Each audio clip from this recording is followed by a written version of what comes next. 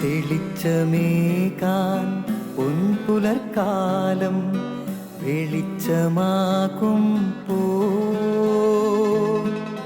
നുറുങ്ങുവെട്ടം പക്ഷിപരാഗം തെളിച്ചു കാട്ടും വരുന്നു ദൈവം മനസ്സിനുള്ളിൽ തിളക്കമേകിടാൻ, തരുന്നു ധ്യാന പ്രകാശമാർക്കും വിളക്ക് വയ്ക്കുമ്പോൾ. നുറുങ്ങുവെട്ടം ഇറങ്ങിടട്ടെ ഹൃദന്തമെല്ലാം യുഗപ്രകാശത്താൽ.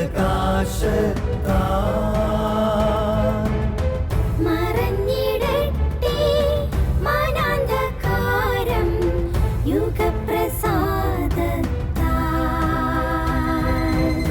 നുറുങ്ങുവെട്ടം.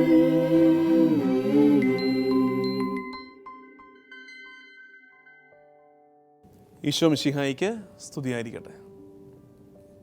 നമ്മളൊക്കെ ഹൃദയം കലങ്ങി ദൈവത്തോട് പ്രാർത്ഥിക്കുന്നവരാണ്.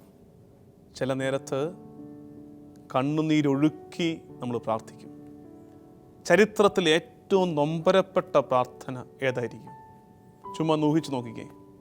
ചരിത്രത്തിൽ മുഴങ്ങിയ പ്രാർത്ഥനകളിൽ ഏറ്റവും ഹൃദയം കലങ്ങി ആശ്രയബോധത്തോടെ പ്രാർത്ഥിച്ച പ്രാർത്ഥന ഏതായിരിക്കും? എനിക്ക് തോന്നുന്നത് ഗത്സമനിയിൽ ഈശോ പ്രാർത്ഥിച്ച പ്രാർത്ഥനയാണ്. അപ്പാ, കഴിയുമെങ്കിൽ ഈ പാനപാത്രം എടുത്തു മാറ്റണമേ. രക്തം വിയർപ്പ് തുള്ളികളായി നിലത്തേക്ക് പതിച്ചു. അത്രമേൽ ഹൃദയവ്യഥയോടെ അവൻ പ്രാർത്ഥിച്ച പ്രാർത്ഥനയാണത്.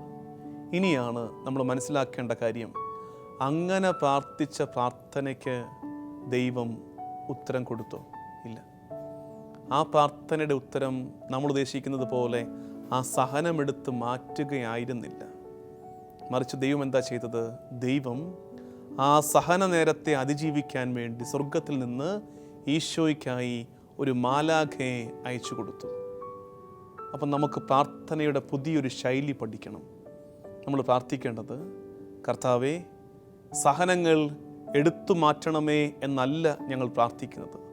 ഈ സഹനകാലത്തെ അതിജീവിക്കാൻ നിന്റെ പുത്രന് കൊടുത്തതുപോലെ ഒരു മാലാഖയെ ഞങ്ങൾക്കും തരണേ. സ്വർഗത്തിൽ നിന്ന് ശക്തി അയച്ച് ഞങ്ങളെ സഹായിക്കണമേ എന്ന് പ്രാർത്ഥിക്കാം. ഇന്നത്തെ ട്രെൻഡ് എന്താണ്? സഹനങ്ങളെയൊക്കെ ഒഴിവാക്കാനാണ് ട്രെൻഡ്. പക്ഷേ ഈ സഹനം ദൈവിക പദ്ധതിയാണെങ്കിൽ അത് രക്ഷയിലേക്ക് നമ്മളെയും ചുറ്റുപാടുള്ളവരെയും നയിക്കാനുള്ളതാണ്.